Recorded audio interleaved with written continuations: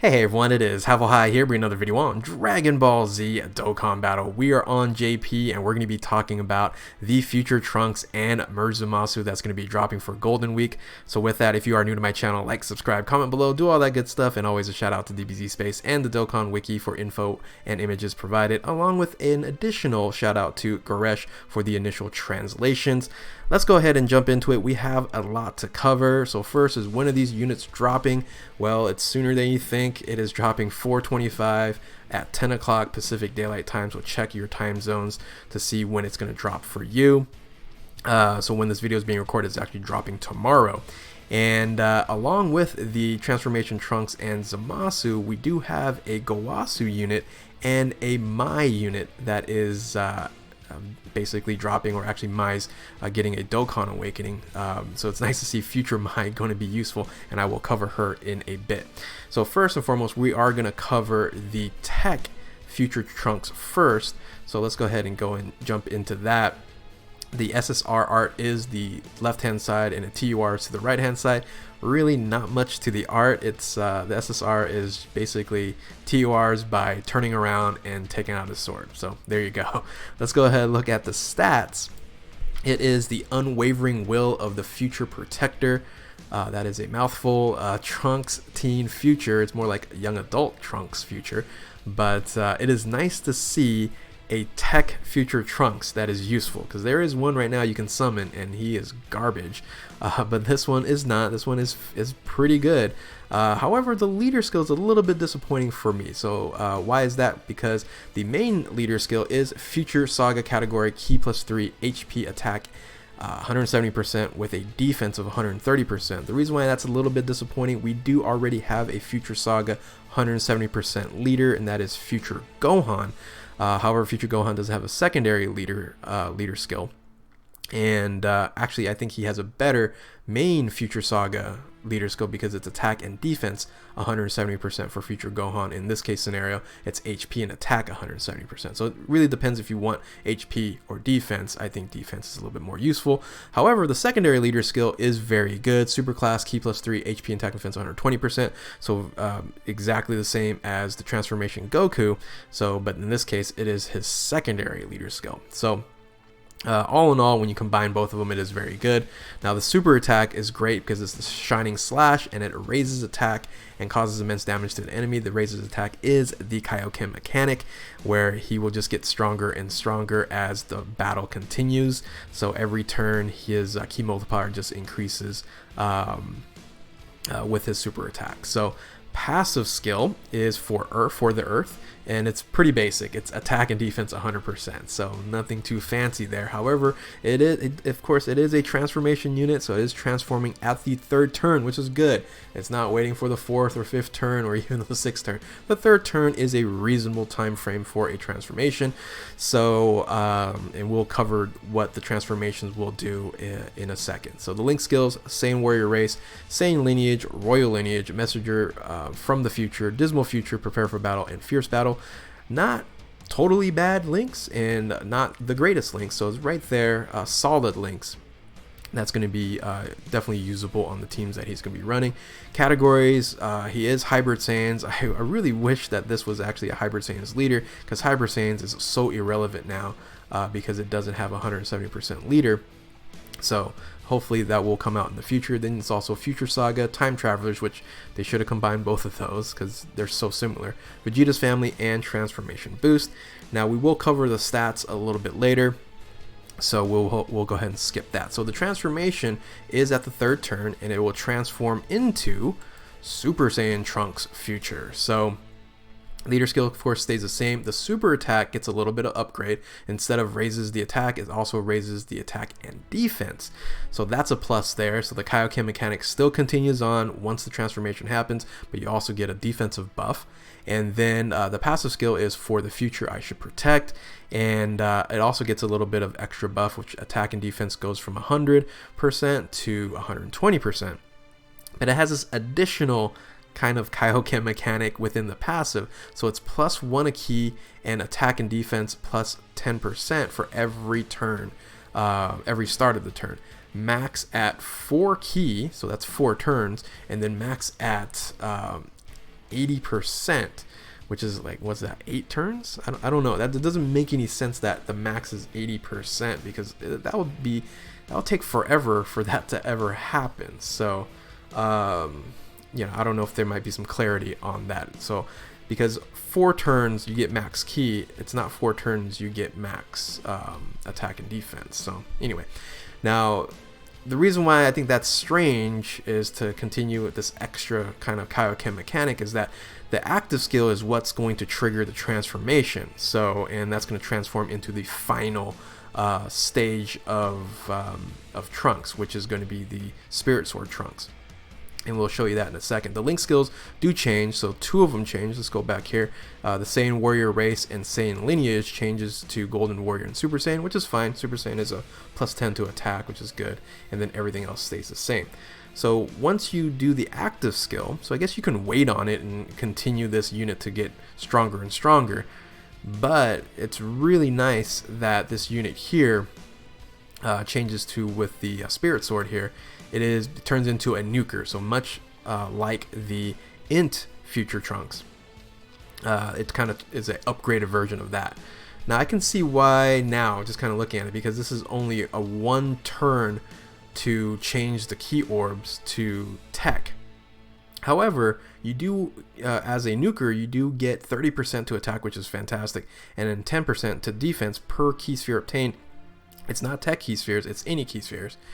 And they added the attack effective against all types, the Gogeta effect, to this unit. So I think you want to get to this point as soon as possible, but maybe wait 1 or 2 turns if you're fighting maybe not the last stage. You might want to wait until the last stage of like a Dokkan event or something like that to you know, to transform into the final. I don't know. We'll see kind of how the dynamic runs from there. But man, if you get 10 key spheres, you're gonna have a 300% attack increase. That is crazy, right? So 10 key spheres will get you 300, but even if you only get 5, that's 150% to attack. So really strong there. Now let's go ahead and take a look at the stats and where the Trunks ranks in when it comes to the stats for HP, attack, and defense. So kind of blow this up a little bit here. So here are the rankings where they're at with all the JP units right now. So for HP is he ranks 12th, so that's really good. And just in a summary, he ranks top 15 out of all the stats. In attack, he is number 8, and then in defense, he's way up there at number 4. So really good stat unit there. And then of course his buffs and his passives are really good. So this is very interesting unit. It's great for this celebration. I think you know, for all the categories he's in, it's going to be very useful. It's going to be an upgrade on a lot of teams. So in addition to this banner, and I forgot to mention, it is a dual Dokkan Fest banner. So on the Trunks banner, you'll probably get the future Int Mai as an opportunity to summon, and you would be, oh man, before this Dokkan Awakening, you'd be upset that unit's on there, but now you're like, oh wow, this is a really good unit. So let's look at the passive skill, because that's really the biggest change there. It turns into the best support unit for time travelers, and that's category key +2 attack and defense, 40%, with an additional high chance to stun. And that was really what the passive skill was prior to the Dokkan Awakening. Now the leader skill is interesting, because if you don't pull the Trunks, I guess you're saddened and you're stuck with just 120% time travelers leader skill, and has a decent secondary leader skill as well. So yeah, very interesting upgrade and unit. It's a big upgrade for the Int Future Mai. So anyway, let's go ahead and now move on to the other transformation unit, and that's the Zamasu. Alright, so the Zamasu here is the SSRs to the left and TRs to the right. So much better art here. You know, I wish they would have done something different with the Trunks, but you have the rosé in the background, looks really cool. And the Zamasu here is the true power of the gods. Now this is a surprise to me that he is a extreme AGL unit. I was for sure it's going to be a strength or a physical, but I was wrong, because there's a lot of AGL units that have been popping up for Dokkan of recent. So, however, his leader skill is very, very good. It is now superseding UI Goku here, and that is Realm of Gods category, Ki +3, HP and attack 170%, and defense 150. So now we do have a 170% to attack to Realm of Gods, and very excited about that. And the secondary leader skill is once again very good, just like the transformation Frieza, extreme class, Ki +3, HP and attack defense 120%. So super attack is different than the Goku. I'm not the Goku, I'm sorry, what a slip of the mind there.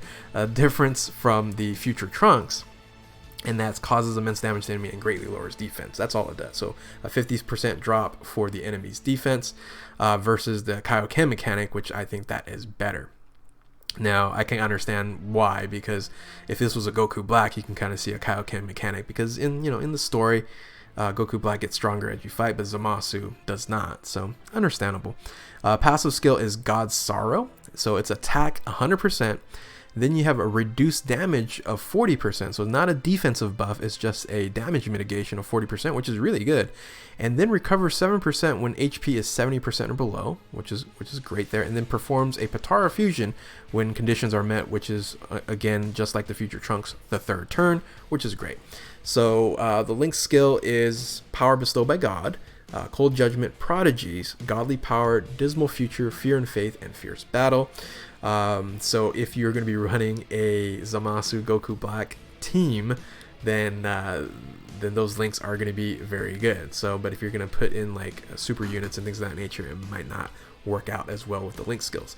So category is Potara. So Potara, might get a little upgrade here. Potara, Realm of Gods, Future Saga, Time Travelers, and Transformation Boost. And then once again, we'll talk about the stats in a little bit. So once the Potara fusion happens after the third turn, you get a little buff. So the buff here goes to Lightning Absolution. That doesn't change. The super attack doesn't change. So the passive skill does. It's Power of Light. So I don't know if I like the look of Murzumasu like this. I don't know. Anyway, it's not my favorite artwork when it comes to Murzumasu. I don't know. Maybe his grin or his face just looks kind of weird. Anyway, it's 120% to attack, so additional 20% increase, just like the future Trunks. Reduced damage stays at 40%. I would think they would have buffed that to maybe 50%. But then recovers 10% HP when HP is 80% or below. So that's interesting on there. And then the active skill, once again, just like future Trunks, is available after the transformation into this form here. So Link skills, let's see, it changes Prodigies into Nightmare, okay, and then everything else stays the same. So when the final transformation happens with the active skill, this unit becomes really, really good. So it turns into this unit here, and I love this card art. So from this one to this one, this card art is amazing looking. The God Hammer super attack, it causes immense damage to the enemy and massively lowers defense, which is 80% debuff to the enemy's defense. And the passive skill is really good. A World Forever Purified, Ki +4, and then attack 280%. Wow. So similar to your, once again, kind of going back into your future Trunks, you would need 10 Ki Spheres to get 300, or in this case, you would need 9 Ki Spheres to, I think 9, right? No. So that'd be 30%. Yeah, so it'll be 10 because you get 30% to attack. So 9.5 Ki Spheres. You can't get half a Ki Sphere, but you guys get the point. You need around that many Ki Spheres for it to equal out Murzumasu's attack buff here at 280%, which is ridiculous. So on top of that, he reduces damage received by 20%. So they kind of gave him a lower amount of damage mitigation here, so that's kind of interesting. And then disables enemy's guard. So if you're fighting against a tech unit, no problem, it'll disable that. And then here's kind of an issue. Here's a super class allies attack minus 10%. So if you're running super units on your team, when he does transform into the final stage here, or his final form here, it does debuff your allies. So 10% isn't that much, and but it's still, you know, disappointing that they doesn't have a debuff for super class. But it makes sense. The other Zamasu did the same thing. So everything else is the same, but man, 280% for a TUR is incredible. So let's go ahead and take a look at the stats.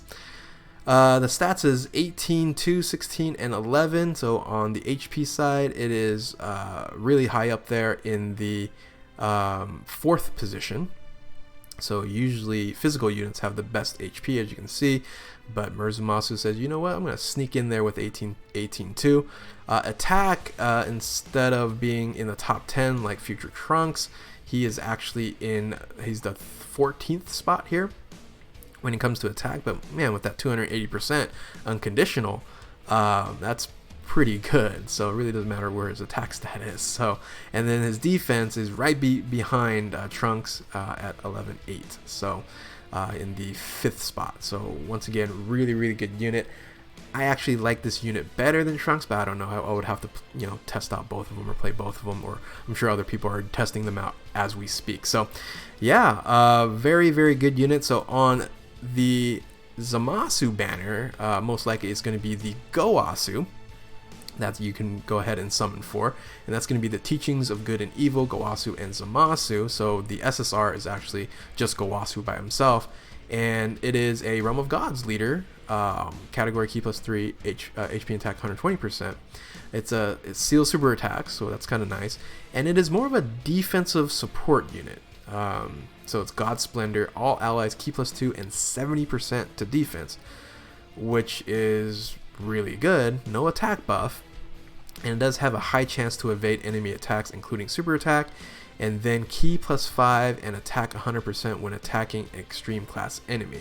So very good. I think when you're doing Patara, Realm of Gods, you know, if you're fighting Super Battle Road, the extreme type enemies you're doing, this is a great unit to just put on to the team because of his attack ability, but then his support for defense. So really good there. So I can see Realm of Gods, Patara, Future Saga, Joined Forces, and Time Travelers getting a nice defensive boost anytime you would want to put Gowasu and Zamasu on your team there. So all in all, this is a pretty solid lineup. I think these two units are fantastic for a dual Dokkan Fest. Excited to summon and see what else is on the banner. Be cool to see Strength Rose and Vegito Blue on there. Well, we'll see. Tech Vegito Blue, you know, doesn't really come too often, but yeah. Anyway, hopefully, you know, comment below. Tell me what you guys think. You know, hopefully you guys enjoyed this breakdown. I was just rambling for quite some time now. So with that, if you are new to my channel, like, subscribe, comment below, do all that good stuff. And thank you guys for watching. Keep on Dokkaning, and we will catch you next time.